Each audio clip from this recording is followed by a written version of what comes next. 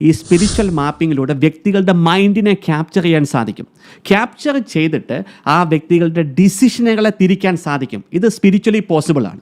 It is absolutely possible. ഇപ്പം കഴിഞ്ഞ ദിവസങ്ങളിൽ മറുനാടൻ മലയാളിയിൽ വന്ന ഈ ചിപ്പിൻ്റെ സംവിധാനങ്ങളും ചില സ്ത്രീകൾ അനുഭവിക്കുന്ന ടോർമെൻ്റൊക്കെ നിങ്ങൾ കണ്ടിട്ടുണ്ടാവുന്ന, ഇതൊക്കെ ഞാൻ നേരത്തെ കഴിഞ്ഞ വർഷങ്ങളിൽ തന്നെ നിങ്ങളോട് പറഞ്ഞാണ്.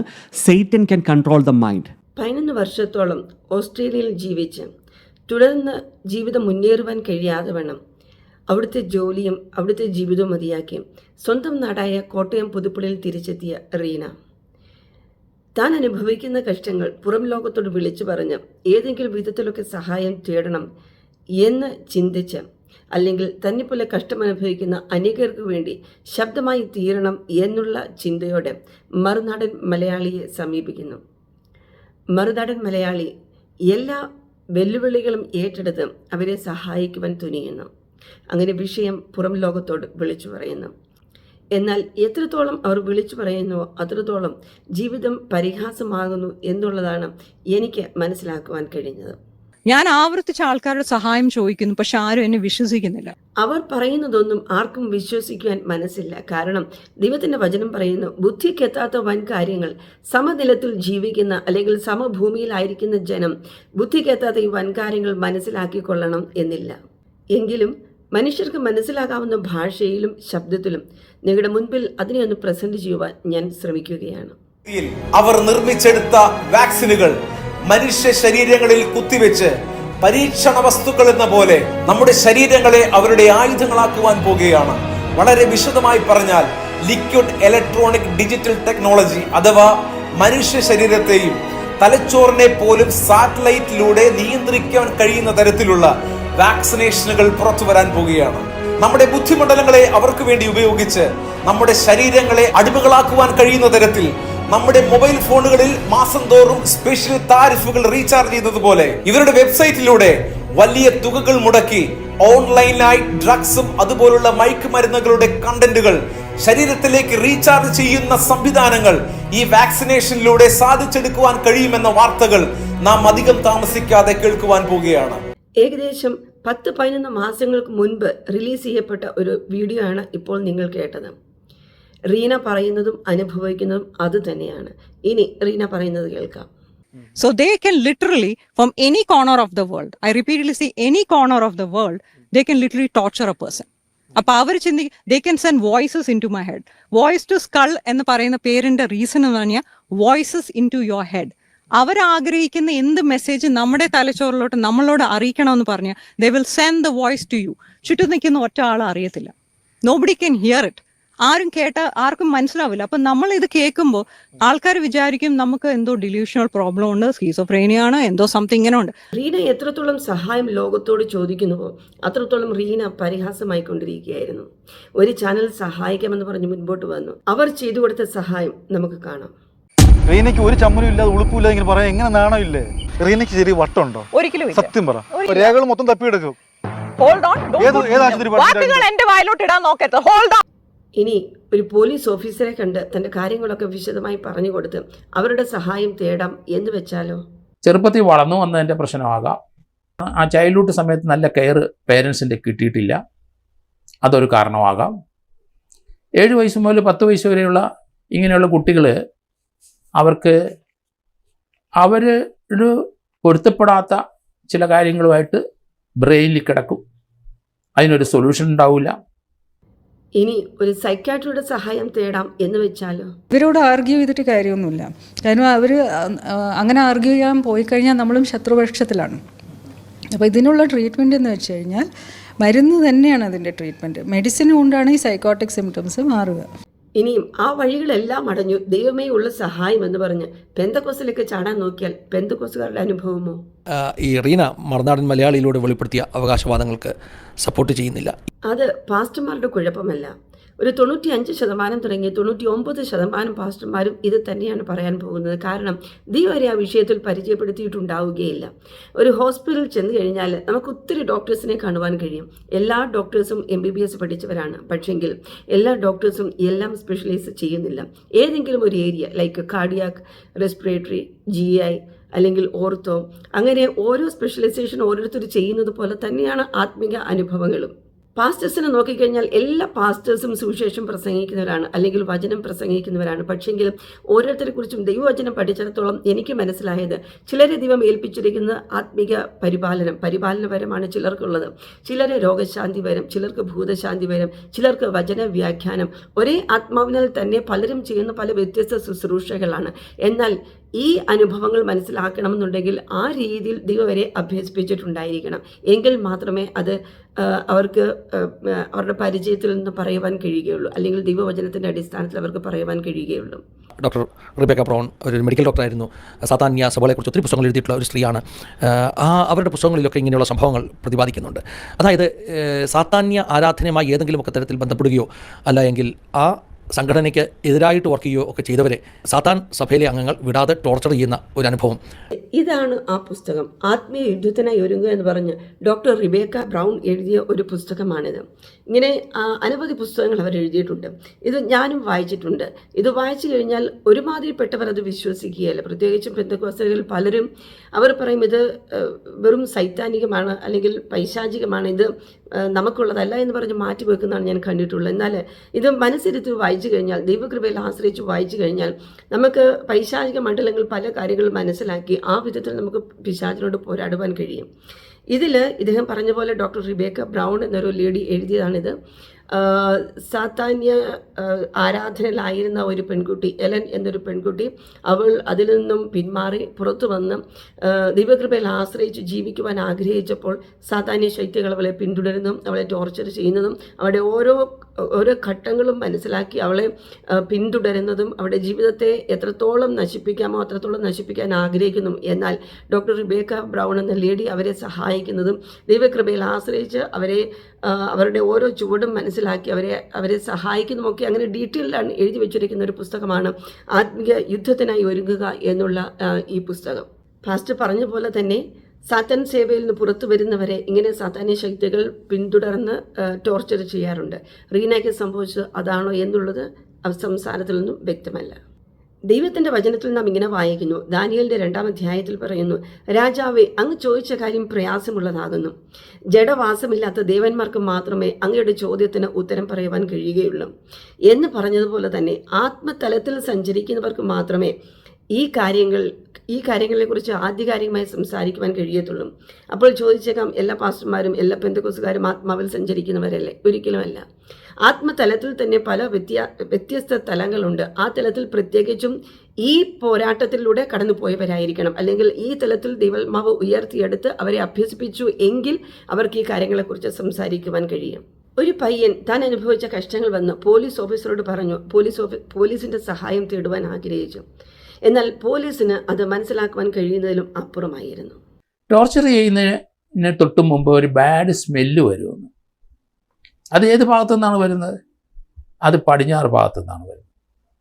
പടിഞ്ഞാറ് ഭാഗത്തുള്ള ശാസ്ത്രങ്ങളത്തിൻ്റെ പടിഞ്ഞാറ് ഭാഗത്തുള്ള ആ വിദേശ രാജ്യങ്ങളിൽ എവിടെ നിന്നാണ് അത് വരുന്നത്? എന്ത് ചെയ്യാൻ നോക്കും? ഞാൻ പല പരാതികളും ഇവിടുത്തെ മുഖ്യമന്ത്രിക്ക് കൊടുത്തു, ഗവർണർക്ക് കൊടുത്തു, ഇന്ത്യൻ പ്രസിഡന്റ് കൊടുത്തു, ഒരു നടപടിയെടുത്തില്ല. ഇനിയും ആത്മിക തലങ്ങളിൽ സഞ്ചരിച്ചവർ അല്ലെങ്കിൽ ആ വിഷയത്തിൽ പരിചയിക്കപ്പെട്ടവർ സംസാരിക്കുന്നത് നമുക്ക് കേൾക്കാം. ആത്മീയ തലങ്ങളിലുള്ള പല കാര്യങ്ങളെയും ആത്മാവിൻ്റെ ആ നോസിലൂടെ നമുക്ക് സെൻസ് ചെയ്യാൻ സാധിക്കും. എത്രയോ പേരെന്നോട് പറഞ്ഞിട്ടുണ്ടെന്നറിയോ, ബ്രദറെ, ഞാനൊരു വീട്ടിൽ പ്രാർത്ഥിക്കാൻ ചെന്നു. ആ വീട് നോക്കിയപ്പോൾ എല്ലാം നല്ല ക്ലീൻ ചെയ്ത് നല്ല സോഫായിട്ട് നല്ല വൃത്തിയാക്കിയിരിക്കുവാണ്. പക്ഷേ ആ വീട്ടിലേക്ക് ഞാൻ ചെന്ന് പ്രാർത്ഥിക്കാൻ തുടങ്ങിയ സമയം തൊട്ട് ഒരു ഫൗൾ സ്മെല്ല്, ഒരു ശരിയല്ലാത്തൊരു മണം ഇങ്ങനെ വന്നുകൊണ്ടിരിക്കുക. ഹലടി. അപ്പോൾ ആദ്യം ഞാൻ ചിന്തിച്ചു, ഇനി ആ പരിസരത്തെങ്ങാനും വല്ല കക്കൂസ് ടാങ്ക് പൊട്ടിയതാണോ, അങ്ങനെ എന്തെങ്കിലും ഇഷ്യൂസാണ്. അപ്പോൾ അവരോട് ചോദിച്ചു, അങ്ങനത്തെ പ്രശ്നങ്ങളൊന്നുമില്ല. പക്ഷേ അവരത് പ്രാർത്ഥിക്കുമ്പോൾ മുഴുവൻ അന്തരീക്ഷത്തിൽ നിന്ന് എന്താണ് ഒരു ഇവിൾ സ്മെല്ല്, ശരിയല്ലാത്തൊരു മണം ഇങ്ങനെ വരികയാണ്. അതെവിടെയാണ്? ശരിക്കും ആത്മാവിൻ്റെ ആ നോസിനകത്ത് ആ എൻവയർമെൻറ്റിലുള്ള പൈശാചിക തലങ്ങളെന്ന് നമുക്ക് സെൻസ് ചെയ്യാൻ സാധിക്കും. അങ്ങനെയെങ്കിൽ റീനയുടെ ഈ വിഷയം ഈ ഭൂമിയിൽ ഒരൊറ്റ മനുഷ്യർക്കും കൈകാര്യം ചെയ്യുവാൻ കഴിയുന്നതല്ല. മുമ്പ് ഞാൻ പറഞ്ഞതുപോലെ തന്നെ ജഡവാസമില്ലാത്തവർക്കും മാത്രമേ, ആത്മാവിൽ സഞ്ചരിക്കുന്നവർക്കും മാത്രമേ ഇതിനെ സ്വല്പമെങ്കിലും ഒന്ന് മനസ്സിലാക്കുവാൻ കഴിയത്തുള്ളൂ. ജഡവാസമില്ലാത്തവർ എന്ന് പറയുമ്പോൾ ദൈവത്തിൻ്റെ ആത്മാവിനാൽ സഞ്ചരിക്കുന്നവർ എന്ന് പറഞ്ഞാൽ അവരുടെ പ്രതിഷ്ഠാ ജീവിതം, അവരുടെ സമർപ്പണമുള്ള ജീവിതം, അവരുടെ വിശുദ്ധിയുള്ള ജീവിതം. അതുകൊണ്ട് മാത്രമായില്ല, ദൈവം അവരെ ഈ വിഷയങ്ങൾ പരിചയപ്പെടുത്തിയിട്ടുണ്ടെങ്കിൽ മാത്രമേ എന്തെങ്കിലും ഒന്ന് മനസ്സിലാക്കുവാൻ, എന്തെങ്കിലും ആ വിഷയത്തെക്കുറിച്ചൊന്ന് സംസാരിക്കാൻ പോലും കഴിയത്തുള്ളൂ. അനേകം പെന്തക്കോസ്തുകാരെ ഞാൻ കണ്ടിട്ടുണ്ട്, അവരിങ്ങനെയുള്ള വിഷയങ്ങൾ സംസാരിക്കുകയോ അത് വിശ്വസിക്കാൻ പോലും തയ്യാറുള്ളവരല്ല. ഒരിക്കൽ ഒരു പാസ്റ്ററിൻ്റെ അടുത്ത് ഒരു ഫാമിലി ചെന്നിട്ട് പറഞ്ഞു, പാസ്റ്ററെ, എൻ്റെ ജീവിതത്തിൽ എന്തൊക്കെയോ ആഭിചാര പ്രവൃത്തികൾ എനിക്ക് നേരെ കടന്നു വരുന്ന എനിക്ക് മനസ്സിലാവുന്നുണ്ട്. കാരണം എൻ്റെ ജീവിതം അങ്ങോട്ട് പ്രോഗ്രസ് ആകുന്നില്ല. അപ്പോൾ പാസ്റ്റർ എടുത്ത് വൈകി ചോദിച്ചു, അത് എങ്ങനെയാണ് താങ്കൾക്ക് മനസ്സിലാക്കാൻ പറ്റുന്നത്? ആഭിചാര ക്രിയകൾ എനിക്ക് നേരെ വരുന്നു എന്നുള്ളത് താങ്കൾ എങ്ങനെയാണ് മനസ്സിലാക്കുന്നത്? അതിന് മറുപടി കൊടുക്കുവാൻ സത്യം പറഞ്ഞാൽ ഈ സഹോദരൻ അഭ്യസിച്ചിട്ടില്ലായിരുന്നു. അതുകൊണ്ട് മൗനമായിരുന്നു. അപ്പോൾ കൂടെ നിന്ന് ഭാര്യ പറഞ്ഞു, ഇദ്ദേഹത്തിൻ്റെ തലയിൽ അതിങ്ങനെ രജിസ്റ്റർ ചെയ്ത് വെച്ചിരിക്കുകയാണ്. ആഭിചാരമുണ്ട്, മന്ത്രവാദമുണ്ട്, പൈശാചിക ശക്തികളുണ്ട്, ഇരുട്ടുണ്ട് എന്നൊക്കെയുള്ളത് ഇങ്ങനെ തലയിൽ രജിസ്റ്റർ ചെയ്ത് വെച്ചിരിക്കുകയാണ്. അതുകൊണ്ട് എന്ത് കണ്ടാലും എന്തെടുത്താലും അത് ആഭിചാര പ്രവൃത്തി എന്ന് പറഞ്ഞ് അതിനൊരു കൺക്ലൂഷൻ കൊടുക്കുകയാണ് എന്ന് പറഞ്ഞ് അവരെ പിരിച്ചുവിട്ടു. ഇങ്ങനെ ജനത്തെ ഒരു സ്യൂഡോ സാറ്റിസ്ഫാക്ഷനിൽ ആക്കി വെച്ച് ദൈവമക്കളെ കൊണ്ട് നടക്കുന്നതാണ് ഞാൻ മിക്കവാറും കണ്ടിട്ടുള്ളത്. സത്യം പറഞ്ഞാൽ നമ്മൾ യഥാർത്ഥത്തിൽ ഒരു ദൈവ പൈതലാണെങ്കിൽ നമുക്ക് നേരെ എപ്പോഴും പൈശാചിക പോരാട്ടങ്ങൾ ഉണ്ട്. എന്നാൽ നമ്മൾ പെന്തക്കോസ്തുകാർ പലപ്പോഴും അതിനെ മറ്റൊരു രീതിയിൽ, അല്ലെങ്കിൽ ഇസ്രായേലിന് ആഭിചാരം ഫലിക്കുകയില്ല എന്ന് പറഞ്ഞ് ആ ഒരു വചനത്തിൽ ആശ്രയിച്ച് നമ്മൾ ഈ കാര്യങ്ങളെ അവഗണിക്കുകയാണ് ചെയ്യുന്നത്. എന്നാൽ ഞാൻ വചനം പഠിച്ചിടത്തോളം ഞാൻ മനസ്സിലാക്കിയത്, ഇസ്രായേൽ ജനം മരുഭൂമിയിൽ കൂടെ പോകുമ്പോൾ തന്നെ ബാലാക്കും ബിലയാമും തമ്മിലുള്ള കൂട്ടുകെട്ട്, ഇസ്രായേലിനെ ഏതെല്ലാം കോണിൽ ചെന്നതുകൊണ്ട് അവരെ ശപിക്കാൻ പറ്റുമോ ആ കോണുകളിലെല്ലാം ചെന്ന് ശപിക്കാൻ നോക്കുന്നു. എന്നാൽ ഇസ്രായേൽ സാക്ഷാൽ ദൈവത്തിൻ്റെ ജനമായതുകൊണ്ടും ദൈവത്തിൻ്റെ കൽപ്പനകൾ, അവരുടെ ദൈവത്തിൻ്റെ പ്രമാണങ്ങളൊക്കെ അനുസരിച്ച് മുന്നേറിയത് കൊണ്ട് അവരെ ശപിക്കുവാൻ കഴിഞ്ഞില്ല എന്നുള്ളതാണ് നാം ദൈവവചനത്തിൽ വായിക്കുന്നത്. അത് സത്യമാണ്, അത് അങ്ങനെ തന്നെയാണ്. എന്നാൽ എൻ്റെ ചോദ്യം, എല്ലാ ദൈവമക്കളും സാക്ഷാൽ ഇസ്രായേലിയർ ആണോ? ശപിക്കുവാൻ തക്കവണ്ണം പല കോണുകൾ ചെന്ന് നിന്ന് നോക്കുമ്പോൾ ആ ശാപം നമ്മുടെ മേൽ പതിക്കത്തക്ക രീതിയിൽ ഏതെങ്കിലും കവാടങ്ങൾ നമ്മൾ തുറന്നിട്ടിട്ടുണ്ടെങ്കിൽ നിശ്ചയം ആ ശാപം നമ്മുടെ ജീവിതത്തിൽ വരുമെന്നുള്ളത് നമ്മൾ പെന്തക്കോസ്തുകാർ മറന്നു പോകുന്നു. ആദ്യം തന്നെ റീന ചെയ്യേണ്ടത് താനായിരിക്കുന്ന അന്തരീക്ഷത്തിൽ നിന്നും പുറത്തു വരിക. ദൈവത്തിൻ്റെ വചനത്തിൽ നമ്മൾ പൗലോസിനെ കുറിച്ച് വായിക്കുന്നു. ശൗൽ താനായിരുന്ന അന്തരീക്ഷം എന്ന് പറഞ്ഞു കഴിഞ്ഞാൽ ക്രിസ്ത്യാനികളെ കണ്ടെത്തി അവരെ പീഡിപ്പിക്കുക എന്നുള്ള ഒറ്റ ഉദ്ദേശത്തിലൂടെ സഞ്ചരിക്കുന്ന ശൗൽ, താനായിരിക്കുന്ന അന്തരീക്ഷം എന്ന് പറയുന്നത് കുലയും ഭീഷണിയും നിശ്വസിക്കുന്ന ഒരു അന്തരീക്ഷത്തിലായിരുന്നു. തൻ്റെ ശ്വാസത്തിൽ പോലും ക്രിസ്ത്യാനികളെ കൊന്നുകളയണം, കൊന്നുമുടിക്കണം എന്നുള്ള ഒരൊറ്റ ആഗ്രഹം മാത്രമേ ഉണ്ടായിരുന്നുള്ളൂ. എന്നാൽ ദമസ്കോസിൻ്റെ പടിവാതിക്കലെത്തിയപ്പോൾ ആ അന്തരീക്ഷത്തെ ദൈവം ഒറ്റ ശ്വാസം കൊണ്ട് അതിനെ തിരിക്കുന്നു, അല്ലെങ്കിൽ ഒറ്റ ശബ്ദം കൊണ്ട് ദൈവം അതിനെ തിരിക്കുന്നു. ശൗലേ ശൗലേ, നീ എന്നെ ഉപദ്രവിക്കുന്നത് എന്ത് എന്ന് ചോദിച്ചുകൊണ്ട് ആ അന്തരീക്ഷത്തെ ദൈവത്തിൻ്റെ ആധിപത്യത്തിൻ്റെ കീഴിൽ കൊണ്ടുവരുന്നു.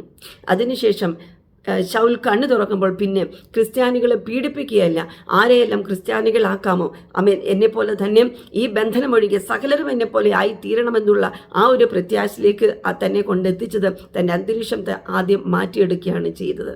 അങ്ങനെയെങ്കിൽ പ്രിയ റീന താനും ആയിരിക്കുന്ന അന്തരീക്ഷത്തിൽ നിന്ന് ആദ്യമേ പുറത്തു വരിക, തൻ്റെ ജീവിതം ദൈവത്തിന് സമർപ്പിക്കുക, യേശുവിനെ പരിചയപ്പെടുക, യേശുവിനെ സ്വന്തമാക്കുക, പരിശുദ്ധാത്മാവിൻ്റെ ശക്തിയെ പ്രാപിച്ചെടുത്ത് ആ ശക്തി കൊണ്ട് മാത്രമേ ഈ ശക്തികളോട് പോരാടുവാൻ കഴിയുകയുള്ളൂ. ക്രിസ്ത്യാനി ആയതുകൊണ്ട് എനിക്ക് യേശുവിനെ അറിയാം എന്നുള്ള തെറ്റിദ്ധാരണയിൽ നിന്ന് ആദ്യം പുറത്തു വരിക. യേശുവിനെ ആഴത്തിൽ അറിയേണ്ടതുണ്ട്. വചനത്തിൻ്റെ ആഴങ്ങൾ പഠിക്കുവാൻ തക്കണം പെന്തക്കോസിൽ ചെന്നിരിക്കുന്നത് നല്ലതാണ്. പക്ഷെങ്കിൽ പെന്തക്കോസിൽ ചെന്നതുകൊണ്ട് തനിക്കൊരിക്കലും വിടുതൽ കിട്ടുകയില്ല. യേശുവിനെ ആഴത്തിൽ അറിയുക, യേശുവിനായി തൻ്റെ ജീവിതത്തെ സമർപ്പിക്കുക. വചനങ്ങൾ കൂടുതൽ പഠിക്കുവാനായി പെന്തക്കോസിനെ ആശ്രയിക്കുന്നത് നല്ലതാണ്. എന്നാൽ നമ്മൾ സ്വയം പരിശുദ്ധാത്മാവിനെ പ്രാപിക്കാതെ കൊണ്ട്, പരിശുദ്ധാത്മാവിൽ സഞ്ചരിക്കാതെ കൊണ്ട്, പരിശുദ്ധാത്മാവിൽ ആരാധിക്കാതെ കൊണ്ട്, അതിൽ വർദ്ധിച്ചു വരാതെ കൊണ്ട്, യേശുവുമായി നമുക്കൊരു ബന്ധം ഇല്ലാത്തിടത്തോളം കാലം ഈ ശക്തിയോട് പോരാടി നമുക്ക് പുറത്തു വരുവാൻ കഴിയുകയില്ല. കാരണം നമ്മൾ മനസ്സിലാക്കുന്ന വിധങ്ങൾ, നമ്മൾ പരിചയിക്കുന്ന വിധങ്ങൾ, ദൈവം നമ്മളെ പഠിപ്പിക്കുന്ന വിധങ്ങൾ അത് മറ്റുള്ളവർ മനസ്സിലാക്കി കൊള്ളണം എന്നില്ല. ഒരു പാസ്റ്ററോട് ചെന്ന് പറഞ്ഞാൽ പോലും അവരത് മനസ്സിലാക്കണമെന്നില്ല.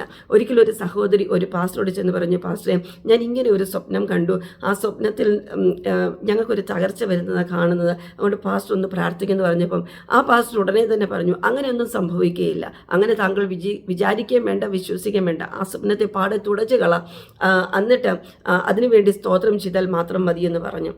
ഈ സഹോദരിക്ക് ഭയങ്കര ദുഃഖം തോന്നി, തിരിച്ചു വന്നു. തനിക്ക് ദൈവം വെളിപ്പെടുത്തുന്ന വിഷയങ്ങൾ അതിനെ ഗൗരവമായി തന്നെ ഏറ്റെടുത്തു, പ്രാർത്ഥിച്ചു. ആ വിഷയത്തിൽ ദൈവം വിടുവിച്ച് പുറത്തു കൊണ്ടുവന്നു.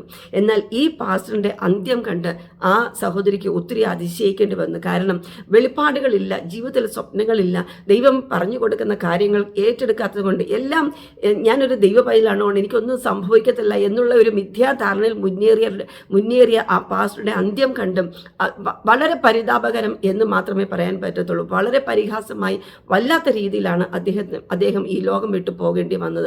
അതുകൊണ്ട് പെന്തക്കോസ്തുകാരായതുകൊണ്ട് അവർക്ക് എല്ലാം അറിയാം, എല്ലാം മനസ്സിലാക്കും എന്നുള്ളത് ഒരിക്കലും നമ്മൾ ചിന്തിക്കരുത്. ദൈവമായിട്ട് നമുക്കൊരു ബന്ധമുണ്ടാകണം, യേശുവുമായിട്ട് നമുക്കൊരു പരിചയം വേണം. യേശുവിനോട് പരിശുദ്ധ ആത്മാവിനോട് സംസാരിക്കുവാൻ ദൈവം നമുക്ക് വെളിപ്പെടുത്തി തരുന്ന കാര്യങ്ങൾ, ദൈവം നമ്മളെ പഠിപ്പിക്കുന്ന കാര്യങ്ങളൊക്കെ നമ്മൾ മനസ്സിലാക്കിയെടുത്ത് നമ്മളായിരിക്കുന്ന അന്തരീക്ഷത്തോട് പോരാടിയും ആ പൈശാചിക ശക്തിക്ക് ജയമെടുക്കണമെങ്കിൽ പരിശുദ്ധാത്മാവിനെ നാം സ്വന്തമാക്കണം. ദൈവവചനത്തിൽ നാം അറിവുള്ളവരായിരിക്കണം. ദൈവിക പ്രാപ്തിയിൽ നാം വർദ്ധിച്ചു വരുന്നവരായിരിക്കണം. എങ്കിൽ മാത്രമേ നമുക്ക് രക്ഷപ്പെട്ട് പുറത്തു വരുവാൻ കഴിയത്തുള്ളൂ. അതുകൊണ്ട് പ്രിയ റീന, തൻ്റെ ജീവിതം പരിഹാസമാകുവാനുള്ളതല്ല. ഈ ലോകത്തിൻ്റെ കയ്യിൽ കൊടുത്തും അതിനെ ഒരിക്കലും നിന്ന പാത്രമാക്കി തീർക്കരുത്. ദൈവത്തിൻ്റെ വചനം യെശയ്യാവിൽ ഇങ്ങനെ പറയുന്നു, നീ എനിക്ക് വിലയേറിയവൻ, നീ എനിക്ക് മാന്യൻ. അതുകൊണ്ട് യേശുവിന് മാത്രമേ തന്നെക്കുറിച്ച് ഒരു വിചാരമുള്ളൂ. ആ ജീവിതത്തെ പിശാചിൻ്റെ കയ്യിൽ കൊടുത്ത് അല്ലെങ്കിൽ പൈശാചിക തലങ്ങളിൽ കിടന്ന് പീഡിപ്പിക്കപ്പെടുവാനോ അത് മനുഷ്യരുടെ മുമ്പിൽ കൊണ്ടുപോയിട്ട് പരിഹാസമാക്കുവാനോ ഉള്ളതല്ല. ദൈവത്തിന് തൻ്റെ ജീവിതം സമർപ്പിക്കുക. ദൈവം അങ്ങനെയെങ്കിൽ താങ്കളെ ദൈവം ഉപയോഗിക്കും. പരിശുദ്ധാത്മാവിനാൽ നിറച്ചും ഇതേ കഴിവുകൾ, ഇതേ കമ്മ്യൂണിക്കേഷൻ, ഇതേ സ്മാർട്ട്നെസ് എല്ലാം ദൈവം തൻ്റെ ആത്മാവിനെ നിറച്ച് അങ്ങോട്ട് ഉപയോഗിക്കാൻ തുടങ്ങിക്കഴിഞ്ഞാൽ താങ്കൾ അനേകരെ വിടുവിക്കുന്ന ഒരു ദൈവ പൈതലായി പുറത്തു വരുമെന്നുള്ളത് ഞാൻ പൂർണ്ണമായും വിശ്വസിക്കുന്നു. അതുതന്നെയാണ് നമ്മൾ മുമ്പേയും വായിച്ചതും. ശൗൽ എന്ന വ്യക്തിയെ പൗലോസാക്കി മാറ്റിയും ഏത് വിധത്തിലും ക്രിസ്ത്യാനികളെ മുടിപ്പിച്ച് കളയണമെന്ന് ചിന്തിച്ച ആ ശൗലിൻ്റെ ഉള്ളിൽ ദൈവത്തിൻ്റെ വീര്യം നിറച്ചപ്പോൾ, ദൈവത്തിൻ്റെ പരിശുദ്ധാത്മാവിനെ നിറച്ചപ്പോൾ അനേകം ക്രിസ്ത്യാനികളെ നേടുന്ന ഒരു വ്യക്തിയായി തീർന്നുവെങ്കിൽ നിശ്ചയമായിട്ടും റീന, താങ്കളുടെ ഈ കഴിവുകളെ ദൈവം ഉപയോഗിച്ച് താങ്കളുടെ ഈ കമ്മ്യൂണിക്കേഷൻ സ്കില്ലിനെ ദൈവത്തിൻ്റെ ആത്മാവിനാൽ നിറച്ച് അനേകരെ നേടിയെടുക്കുന്ന ഒരു വ്യക്തിയാക്കി തീർക്കുവാൻ ദൈവത്തിന് കഴിയുമെന്നുള്ളത് പൂർണ്ണമായും വിശ്വസിക്കുക. തൻ്റെ ജീവിതത്തെ ദൈവത്തിന് സമർപ്പിക്കുക. തന്നായിരിക്കുന്ന അന്തരീക്ഷത്തിൽ നിന്നും പുറത്തു വന്നും ദൈവിക സമാധാനം അനുഭവിപ്പാൻ താങ്കളെ ദൈവം സഹായിക്കട്ടെ എന്നുള്ള പൂർണ്ണ പ്രത്യാശയോടെ എൻ്റെ വാക്കുകളെ ചുരുക്കുന്നു. ദൈവം നമ്മെ ഏവരെയും അനുഗ്രഹിക്കട്ടെ.